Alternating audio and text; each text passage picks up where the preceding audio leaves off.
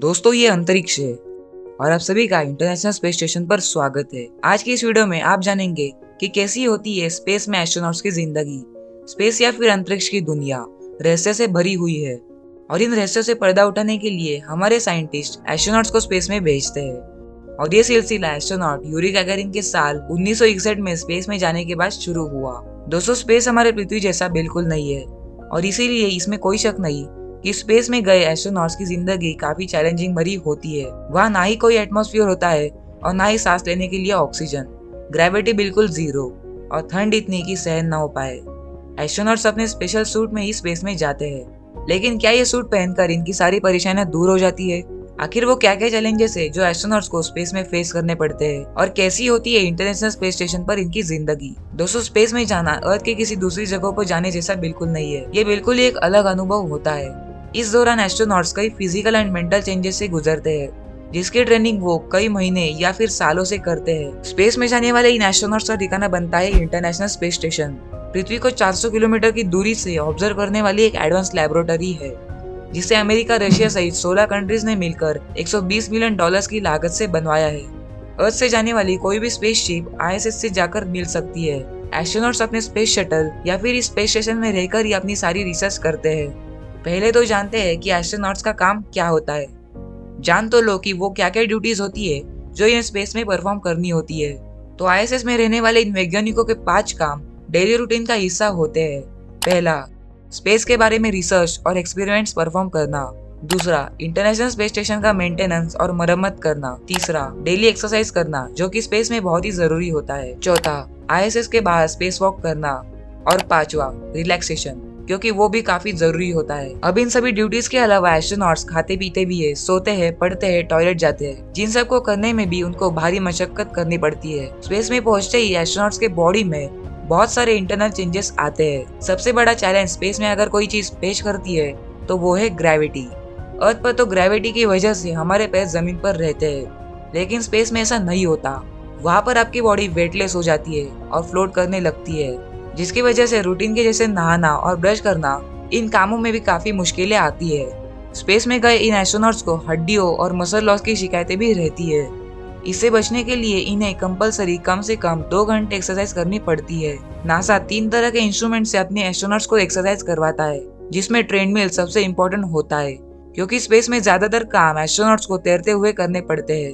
Treadmill पर jog करने से इनकी टांगों की हड्डियां और मसल्स हेल्दी रहते हैं। पृथ्वी पर हम सबका एक दिन 24 घंटे का होता है और वही स्पेस में गए एस्ट्रोनॉट्स भी हमारे तरह ही 24 घंटे का टाइम फॉलो करते हैं। लेकिन स्पेस स्टेशन की घूमने की तेज रफ्तार से इन 24 घंटों में ये 16 बार सूर्य को देखते हैं। स्पेस में जाने वाले एस्ट्रोनॉट्स अधिकतर ओमेगा कंपनी की watch speed master professional wrist watch का ही इस्तेमाल करते हैं। एस्ट्रोनॉट्स को ये घड़ी अर्थ के टाइम के अनुसार ही सुबह उठने में मदद करती है। सुबह उठने के बाद ये एस्ट्रोनॉट्स पृथ्वी जैसी रूटीन ही फॉलो करते हैं, लेकिन इनका इन कामों के करने का तरीका हमारे से बिल्कुल ही अलग होता है। शुरुआत करते हैं टूथब्रश से। एस्ट्रोनॉट्स के पास एक रोमिंग किट होती है, जिसमें टूथब्रश और टूथपेस्ट जैसे सभी आवश्यक चीजें होती है। ब्रश करने के लिए उन्हें ब्रश पर टूथपेस्ट लगानी होती है, पर वहाँ तो सभी चीजें तैरती रहती है, तो टूथपेस्ट उनके मुंह से बाहर ना निकले, इसलिए उन्हें अपने मुंह को ज्यादा से ज्यादा बंद करके ही ब्रश करना पड़ता है।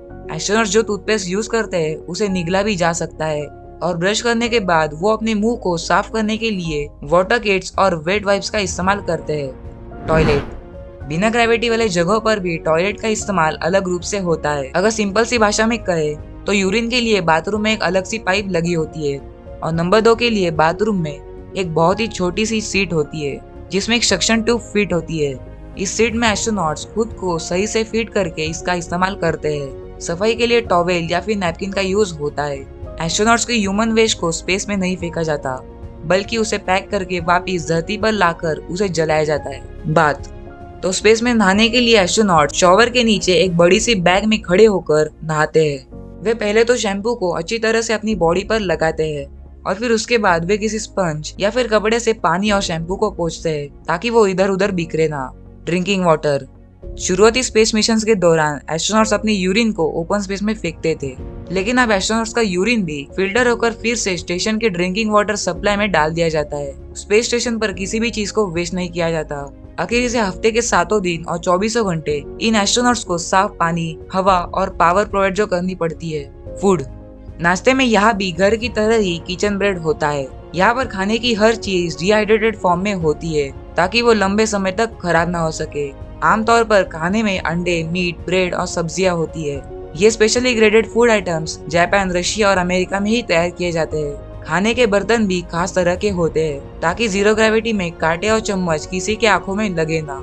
ये सब होने के बाद एस्ट्रोनॉट्स अपने कंप्यूटर्स और इक्विपमेंट्स को चेक करते हैं। लिनोवो का थिंकपैड एक ऐसा अकेला लैपटॉप है जिसे इंटरनेशनल स्पेस स्टेशन में यूज करने की परमिशन है। जिसके बाद धरती से संपर्क करके मिशन के अपडेट या फिर आगे की प्लानिंग की जाती है।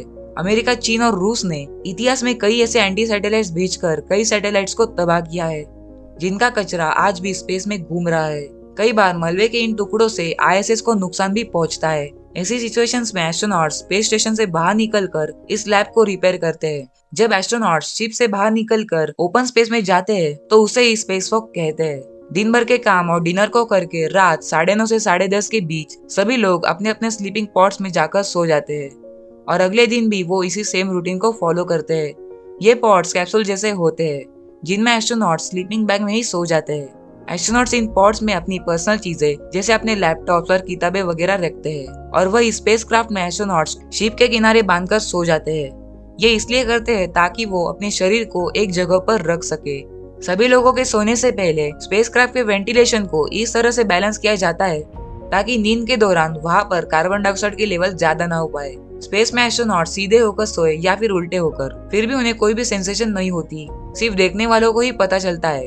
काम के अलावा भी स्पेस स्टेशन में काफी मस्ती होती है जिसका एक्सपीरियंस दुनिया में बहुत ही कम लोगों को होता है।